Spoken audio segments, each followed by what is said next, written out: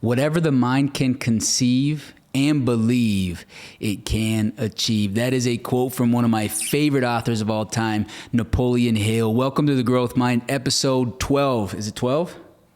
12, baby. Episode 12.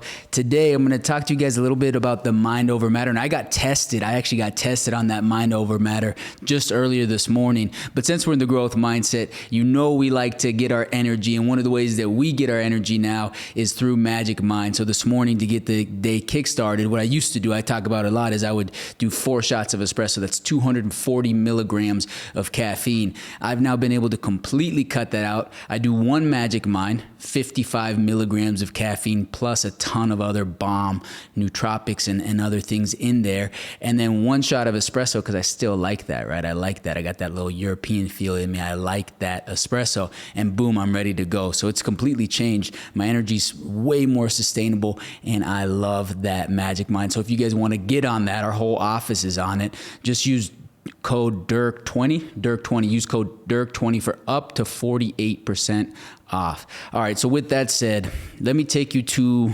the growth mindset test I had this morning. The idea of mind over matter. We were doing a tempo run today and we had a 5-mile really hard effort. So we went out and we had to do, it was early in the morning, started at 5:30, and we had a 5-mile tempo. And I'm going to pull up the splits for what happened there on this tempo. We were running, and let me get these splits pulled up. First mile we warmed up, and then the first mile we ran it at 6:15 pace. Everything was feeling pretty good. 1 mile in, 6:15 pace. Everything's pretty good, rocking and rolling. Second mile we ended up hitting at, I'll pull it up right here for us. Second mile we hit, here it is. Second mile we ran at 6:11. I was still feeling pretty good, but 2 miles in at 6:11. So 6:15, 6:11. Mile 3, we clocked that one at 6:06, and we had a big hill that was in there. So we clocked 3 at 6:06, and we go from between mile 3 and mile 4. About halfway through mile 3, I get this crazy cramp that comes in the right side of my chest. It felt like that air bubble cramp right under your ribs, you know? And I was gassed. I was truly gassed that we were pushing our limits on this tempo already.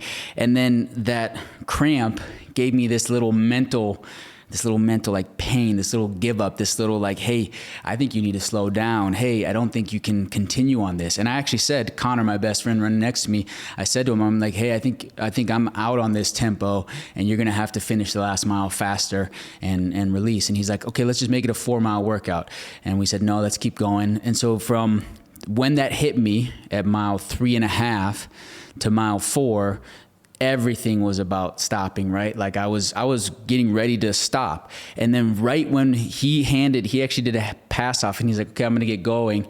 Something switched in my mind. And I said to myself, I'm like, you know what? I would be so disappointed and frustrated if I give up right now, right? I had the cramp. I was gassed. I was pushing what I perceived to be my limits, but I hung on just like a touch more and I stayed with, I pushed past the 4th mile. I didn't give up on myself. And what's wild is we then ended up running that 5th mile. So I thought I was going to be done completely out of the workout. And we ended up running that 5th mile at 6:01. So our fastest mile. And wildly enough, after I made the decision in my mind that I wasn't going to stop, then interestingly enough, we ran our fastest mile. 2, the cramp started to dissipate. The pain where my mind was going, which was focused on the cramp, which then led to me focused on stopping, right? That actually dissipated as well. And it just shows you that these perceived limits that we hold, they're actually not true. Like the perceived limits that come into our mind, they're not true. They're there to try to block you from your true potential and your true limits. And we were able to finish the last mile fastest. So I went from thinking to myself, hey, Connor, you have to keep going by yourself, to finishing the fastest mile and feeling good while doing it. And so it was just this lesson for me of this, there's always this little devil inside of you that tries to tell you that you've hit your perceived limit or tries to get you to focus on the pain or focus on a reason to quit. There's always going to be some sort of reason to quit, which was presented to me today. And I know for a fact that if I almost did, like I was right on that point, And if I would have listened to that, right, that would have, one, set up, I would have been disappointed. I would have reflected on that moment and been disappointed in myself.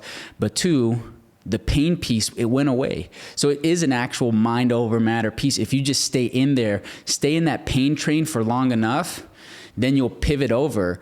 And all of a sudden we ran our fastest mile and the cramp started to go away. So it was a big lesson for me in the growth mindset, because I've definitely been in the situation where I've done the opposite, where I've let off the gas and then reflected and been disappointed. So, not every day you're going to be able to push through that, but I think that it just gives me truly an example of that it is a game of mind over matter. And if you hang in there just a touch longer, you're usually not actually at your full limit yet. There's much more to go. You just have to fight through that mountain and get over that doubt or that fear or that pain that you're working through. So that was my big lesson for today. That growth mindset really tried to get me. And today, not every day, but today, we did not let it win. So we got the great example of mind over matter. All right, my friends, I hope you guys are having a great week and have a good weekend. We will see you on the next one.